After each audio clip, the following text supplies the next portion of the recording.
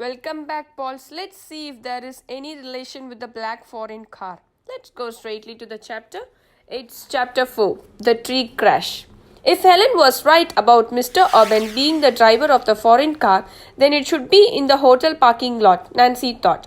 Let's take a look, she suggested. The girls walked to the rear of the hotel when Nancy had left her own convertible. They scouted the lot. There was no sign of black foreign car. Helen asked the attendant if one had been driven in that day. The man said no. Helen was puzzled. I was so sure I was right. You still could be, Nancy said. The car may be parked somewhere else. Mrs. Auburn may have picked up her husband at some other point. Puzzled, she and Helen climbed into the convertible and Nancy started the engine. As she drove back to the Pinecrest Motel, Helen remarked, I don't care for either Mr. or Mrs. Auburn. Their friendliness seems forced and their promises don't ring true.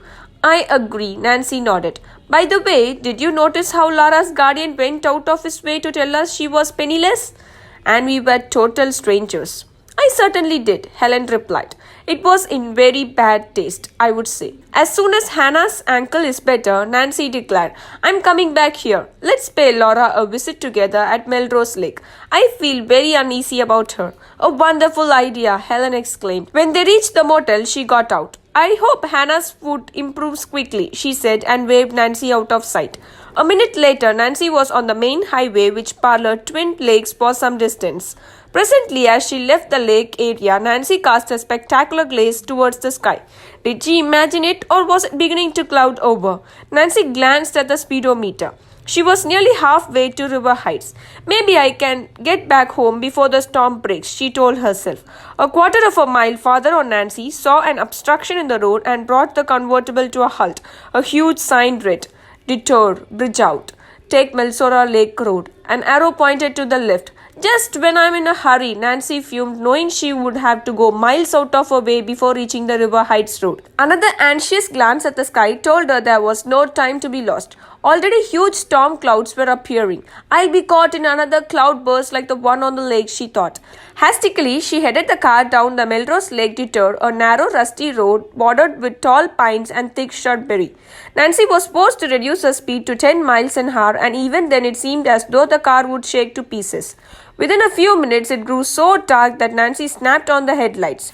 Giant raindrops began to strike the windshield. In a short time, they were followed by a blinding downpour and the deep ruts in the road filled with the minimum streams. I'm in for it now, Nancy groaned as the car crept up a hill. Before she could reach a level stretch on the other side of the hill, the storm broke in all its fury. Trees along the roadside twisted and bent before the onslaughts of the rushing wind. It was difficult for Nancy to see the road ahead. She crawled along, endeavoring to keep the convertible's wheels out of deep ruts. As she swiveled to avoid a particularly large puddle, a blinding tongue of lightning streaked directly in front of the car. There was a flash of fire and simultaneously a defensing roar. For an instant, Nancy thought the car had been struck. Another blinded, the girl jammed on the brakes in time to hear a splintering, ripping noise. Before her horrified eyes, a pine tree fell earthward. The convertible seemed to be directly in its line of fall. Oh, Nancy gasped as the tree missed her car by inches, landing directly in front of it. Nancy felt as though she was frozen in her seat. How closely she had escaped possible death. When she was breathing normally again, Nancy ruefully surveyed the trees which blocked the road. What was she to do? I can't go back before the bridge is out, she told herself, and there probably isn't anyone within miles of this place. She suddenly realized she had not seen another car going in either direction. As Nancy continued to gaze at the fallen tree, she decided it could be moved by two people. Too bad I'm not twins, she thought. I wonder how long it will be before someone comes past here. Finally, Nancy decided to try pulling the trees aside. She reached its back seat from plastic boots and a raincoat with a hood.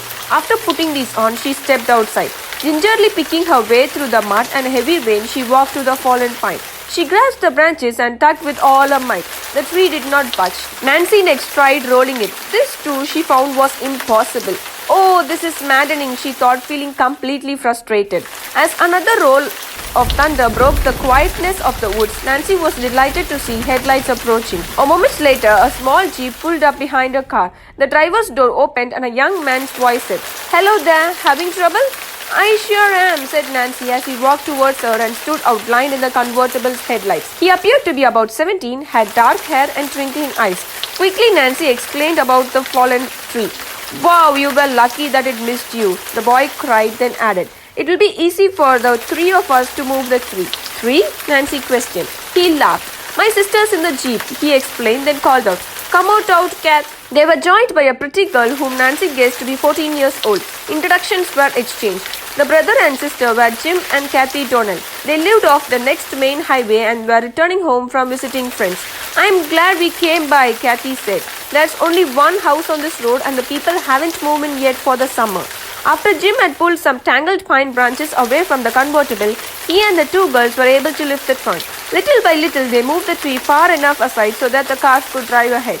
I'll report this to the highway patrol when we get home, said Jim. Thanks so much for your help, Nancy told the brother and sister. By the way, do you know a Mr. and Mrs. Aubon who live at Melrose Lake? We certainly do, said Kathy. They are the ones whose house is on this route. It's a lovely place with a lane leading to the house. You pass it about a mile back.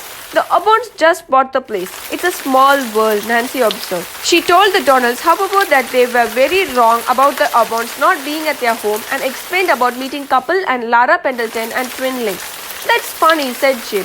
He explained that his parents had known the Aubons for years. They used to have a place on the other side of the larger lake and bought this new house only a month ago. They mentioned that Laura Pendleton was coming to visit them, but they said they were taking an expensive trip first. I see, said Nancy, thinking. Another strange angle to this thing. Aloud she asked, is this Mrs. Aubon a blonde-haired woman rather small and slight, Kathy? Yes. Jim said that he and Kathy must say goodbye. Their parents would be worried if they did not arrive home soon. We'll tell Mother and Dad about the Aubons and Laura, said Jim. We'll all keep to meet Laura. The Aubons think she must be tops. And we want to introduce Laura to our friends here at the lake, Kathy added. Grand, Nancy said enthusiastically. Laura has had a pretty sad time recently. She needs friends. The three said goodbye and got into their own cars. As Nancy drove on, she kept mulling around the Aubon Pendleton Engima. She inferred from the Donnells' remark that the man and his wife were very acceptable people. But Nancy certainly had not received this impression of them. I can't wait to meet them again, she thought, and how they were treating Laura. By the time Nancy reached the end of the detours, the storm was over. A little later, she turned into the Drews' driveway and parked near the front porch of the large red brick house. She climbed from the car and made a dash for the porch with their suitcase. As she inserted her keys in the lock and pushed the front door open, a voice called out from the living room. Nancy, is that you? Yes, Hannah, be right in. Nancy took off her raincoat and boots and put them in the vestibule closet. Then she hurried into the living room and hugged the motherly-looking woman who was reclining on the sofa. Hannah, I am so sorry about your hangle. How are you feeling? A worried expression faded from the housekeeper's face as she said, I'm fine now that you are home. This storm has been dreadful and I was concerned about you being out on the road. Helen phoned that you were on your way. Nancy told of the fallen tree at Melrose Lake and how it had taken her longer than she had planned to make the trip. Goodness, the housekeeper exclaimed. Then she smiled. Nancy, you are like a cat with 9 lives. The way you so often just miss being injured. Nancy laughed. Then becoming serious, she asked, where did Dad go? To the state capitol, Hannah replied. And that reminds me, dear, you ought to call Mr. Drew at 8 o'clock tonight. She gave Nancy a slip of paper with a telephone number on it. Did he say what he wanted? Nancy inquired. A look of concern appeared on Hannah's face and she said, Mr. Drew wishes you to help him with an embezzlement case he is investigating. Wow, Nancy got a new case. Stay tuned for the next chapter, guys. Have a happy day.